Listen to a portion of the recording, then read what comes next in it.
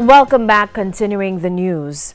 With 4 days before the government rolls out the pilot program for the resumption of face-to-face classes, uncertainty lingers among some school administrators. But as Anthony Lugg now reports, the Education Minister Favour Williams is insisting the ministry has everything under control. Over the last few days, there have been heightened concerns about the government's approach to the pilot program for the resumption of face-to-face classes.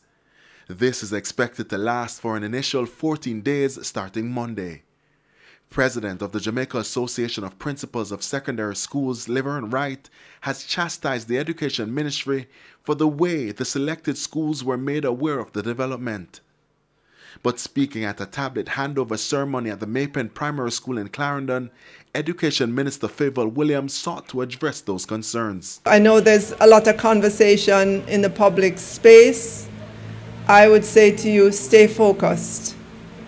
Don't, get involved in all those conversations. We at the ministry, we are focused on education and focused on doing what we can do to ensure students are learning during this pandemic.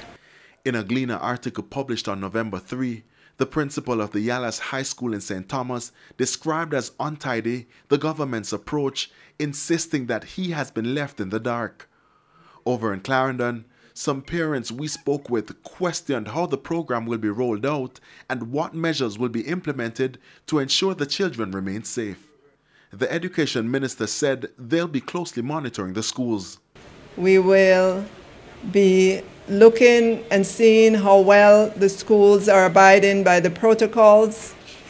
And then at the end of 2 weeks, we will then be able to make other decisions about other schools. There are many schools that have come forward and said they would like to be reopened again.